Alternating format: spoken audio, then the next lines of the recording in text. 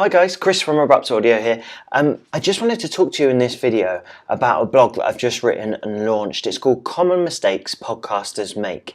I didn't think it would rhyme at the time when I was writing it, but it sounds good now on video and audio, doesn't it?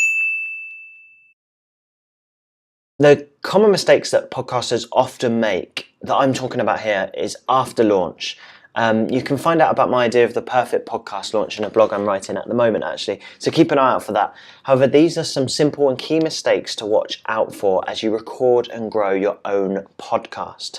So let's go through them. Number one is audio quality.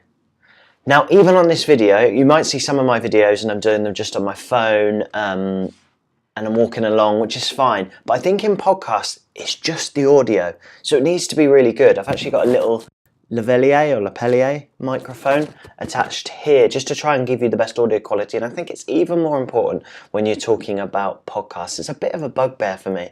Now, while your listener will always understand background noise, especially if it's relevant. So if you're doing an interview at a gig or a concert and you're interviewing the band, then there's background noise.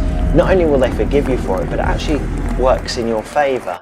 But if it's an awful background noise that's not relevant, you're just the narrator on a show and there's some hissing or the levels are all out of place and suddenly, ow, my ears hurt because that bit was quiet and I turned it up, and then that's what's really going to put your podcasters off. So you've got to think you're either directly inside their ears or you're probably playing in their car, and their car has 8 speakers all around them, or most cars do, and so they're going to hear those things. So don't let the audio quality of your recording let your content down.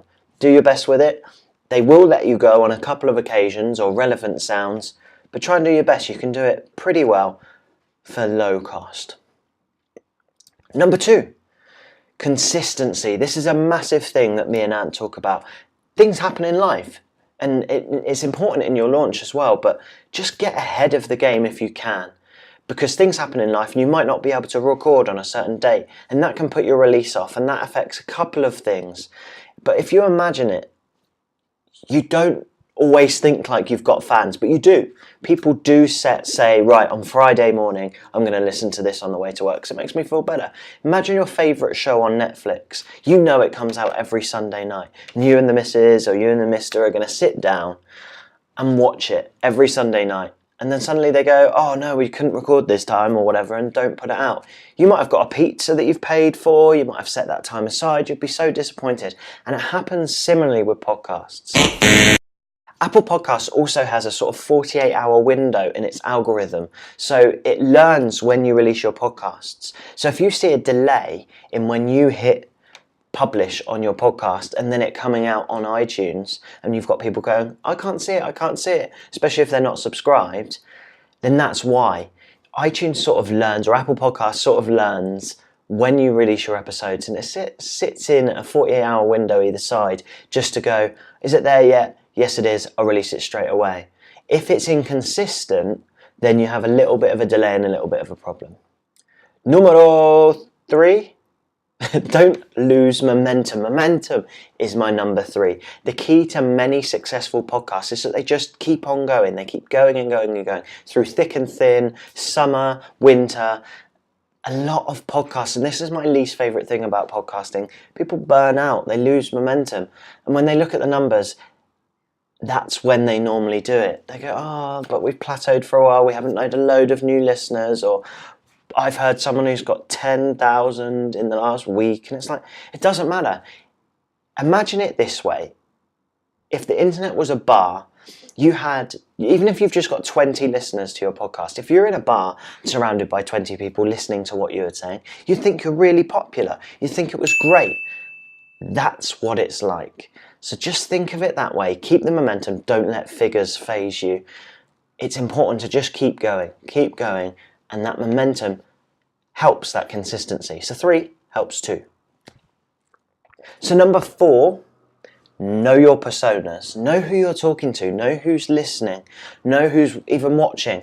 Don't lose sight of who you're aiming at or who your listener is. It's key when you're making decisions about recording, presenting style, and especially about marketing your podcast. I've always recommended the same things, and it works for marketing as it does for recording. Name the person, right demographics, interests. You can even draw a picture, and that might help putting it across the room whilst you're presenting. You're addressing sort of one person at a time and making sure that everything that you do is tailored to that audience. That's how it's going to help to grow. That's going to make people feel special when they're listening or enjoy it and maybe recommend it to a friend. So I hope this has helped. I hope this video has helped. If you want more details, a little bit more on each of the things I've spoken about, go and check out my blog. I'll put the links in the bottom down here. We also have the How to Podcast podcast. So if you liked the video, but you don't have time to always watch videos, which is our mantra for being the podcast company, check out the How to Podcast podcast. It's available on all the platforms, Apple Podcasts, Stitcher, SoundCloud, all the places your podcast probably is. Check that out, check out a blog, and if you need any more help with any of your podcast needs, go to abruptaudio.com. I'll have more videos for you very soon, I'm sure. Until then, see ya!